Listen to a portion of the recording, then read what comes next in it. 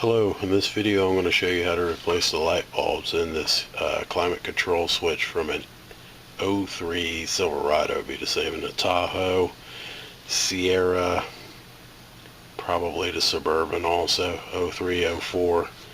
Anyway, this is what it looks like. First thing you got to do is remove these knobs. You pull off relatively easy.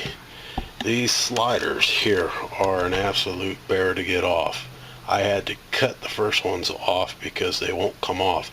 If you pull too hard, you end up breaking the circuit board, which is what I did on my first attempt. These I've already got ready to remove, so they come off pretty easy. On the back side, we got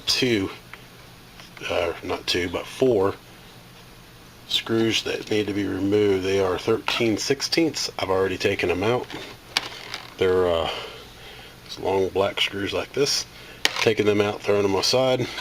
Once you get all those out, you can pull the faceplate up and off. You don't have to worry about the buttons falling out. They won't fall out. And inside, this is what we got. I would suggest removing these little black button pads. Just pull them off, put them aside for later. Now we need to get this board out of the housing here. So I just pop this loose here, this side loose here, and then it comes up and over that knob. Now we got it out.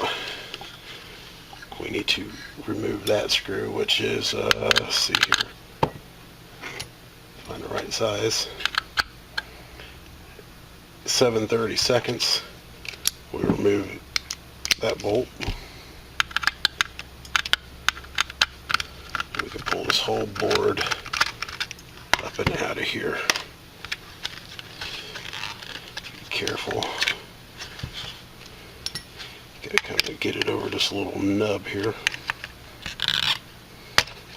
And then it'll pull right out and you can set the housing aside so you can work on the board.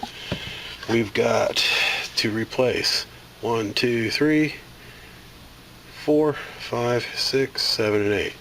As you can see, these three here and these three here are what appears to be 4mm bi-pin bulbs, which I'll show you how to replace. These two look like 3mm bi-pin bulbs. I'm going to test them to make sure what voltage they are first. Let me figure out what pin configuration I need here, and I'll be right back. Alright, now I'm back. Now I've got the pin out. This is the back of the pins that go into the plug of the car. The top row here is the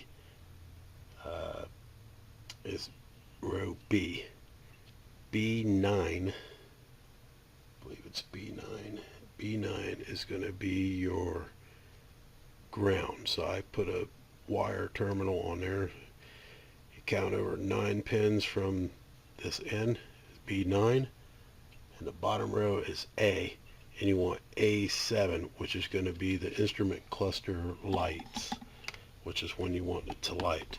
So I'm going to hook these up to my power supply. If any luck, if any of these bulbs are any good, it should light up, and we can see which ones that are bad anyway. And there you go. Looks like, well, these three are good, these two are bad, these two are bad. We're going to replace them all just to be safe. And I will put a copy of the pinout at the end of the video so you can see it. But if you get a good look here, top row, as you got it laying out like this, top row is actually the B row, the bottom row is the A row. You need B9, which is the fourth one from the end, and then you need A7 for your power. As you can see it here, hopefully you can see it pretty good. That powers this up. It's a little loose, but you get a general idea. Now I'm going to remove all these bulbs and we'll solder in some new ones. Okay, well, I got the old bulbs out, the new bulbs in. I reused the blue filter caps. I found that these three here are 6 volt. So I had to put 6 volt bulbs there. This one and this one is a 12 volt bulb. So I'll put that together for you also in the kit. And this is pretty much it. I didn't show you how to unsolder because I figured if you're attempting to do this, you know how to solder and unsolder. You just pull those 3 bulbs out, these 2 and these 3, and make sure you put them all back in. Then give it a test if you want. And this is what it should look like outside of the casing. Now I'm going to get ready to put it back in the case, and I'll show you that next. Okay, now we're ready to put it back into the casing. I got it upside down like this, and you can just slide this piece back into there, into place there. Make sure that little nub sticks through. Put your bolt back in, as so. That's back. Okay, once you get that bolted back here, you just have to flip this over, get it over that little shaft. Make sure this slides into the 2 brackets or little clips there. And you just push down till it clips in. And now it's back in nice and solid. Alright, once you get that back in there, you got to make sure you put your little pads back on. As you can see on the back side, there's 3 little tabs that stick out. You just got to find where it lines up on the board here.